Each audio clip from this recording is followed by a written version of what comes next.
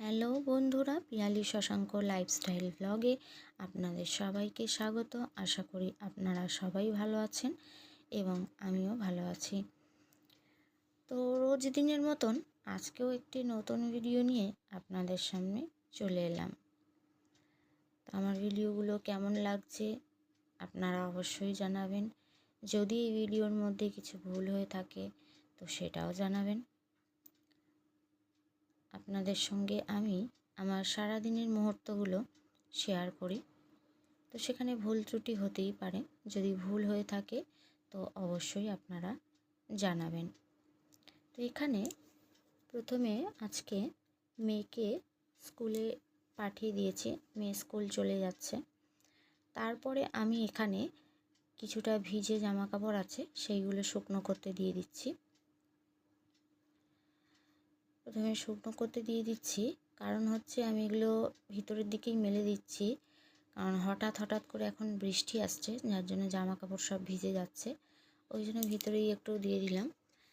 আর এদিকে আমাদের ছাদে যে গাছগুলো আছে না, এই গাছগুলোয় এই যে শুকনো পাতা ভর্তি হয়ে গেছে, আর এই পাতাগুলো পড়ে পড়ে চারিদিকটা নোংরা হয়ে যাচ্ছে। আমি এগুলো পরিষ্কার করে দিই, কিন্তু এই কদিন হলো পরিষ্কার করা হচ্ছে না, যার জন্য একটু নোংরা হয়ে যাচ্ছে পাতাগুলো পড়ে। তো আমি পাতাগুলো একটু পরিষ্কার করে দিচ্ছি।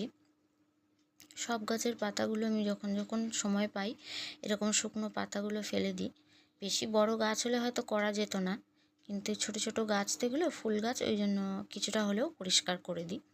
তো এটা হলো লক্ষ্মী জবার গাছ, একটু হেলে একদম নিচের দিকে পড়ে যাচ্ছিল, এটাকে একটু সোজা করে দিলাম। তারপরে এখানে পদ্ম ফুলের গাছ রয়েছে।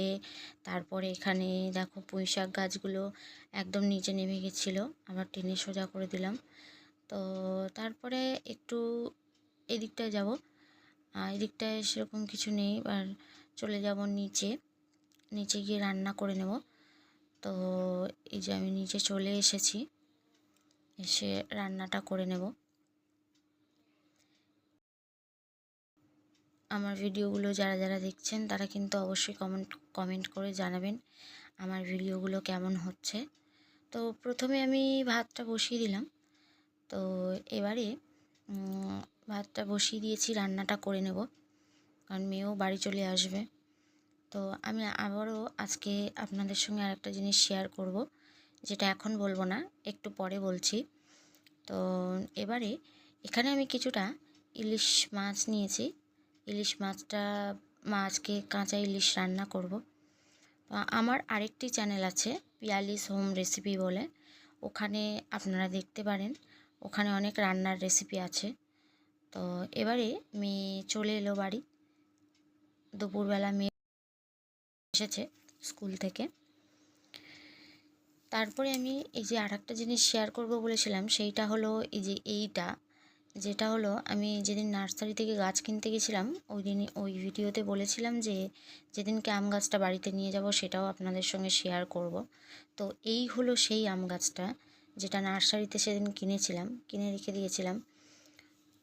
আর এই গাছটা আমি বেশি বড় নিইনি, যেহেতু ছাদে বসাবো, তো বেশি বড় গাছ নিলে ছাদে তুলতে অসুবিধা, যার জন্য একটু ছোটো মতোই গাছ নিয়েছি। কিন্তু ছোটো মতো গাছ হলেও এই টবের মাটি আর এই টবটা এত ভারী ছিল যে দাদা একা নামাতে পারছিল না। ওই জন্য দুজন ভাইকে ডেকে নেওয়া হয়েছে, তারা তিনজন মিলে এই টবটাকে নামাবে। এটা ভালোই ভারী ছিল, আবার আরও দু একজনকে লাগবে এটা ওপরে তুলতে, গাছটা ছাদে নিয়ে যেতে আর কি, আরও দু একজনকে লাগবে। কারণ হচ্ছে ভারী তো বয়ে নিয়ে যাওয়া সম্ভব না। এবার গাছটাকে এদিকে একটু সরিয়ে আনা হচ্ছে, একদম এই দিকে একটু সাইড করে দেওয়া হবে, রাস্তার মাঝখানে তো আর রাখা যাবে না গাছটা, ওই জন্য রাস্তা থেকে এদিকে সরিয়ে নেওয়া হচ্ছে। তো আমার ভিডিওগুলো কেমন লাগছে কিন্তু অবশ্যই জানাবেন। আপনাদের জন্য আমি নতুন নতুন ভিডিও নিয়ে আসবো আরও। তো এই গাছ থেকে টেনে টেনে এদিকে সরিয়ে নিয়ে এলো। তারপরে তোমাদের দাদা এখানে মাটির বস্তাগুলো আছে, ওগুলো একটু সরিয়ে দিতে বলছে, যে মাটির বস্তাগুলো সরিয়ে দিচ্ছে। তো আজকের ভিডিওটা এখানেই শেষ করছি, আবার অন্য দিন অন্য ভিডিও নিয়ে ফিরে আসব। আপনারা ভালো থাকবেন, সুস্থ থাকবেন।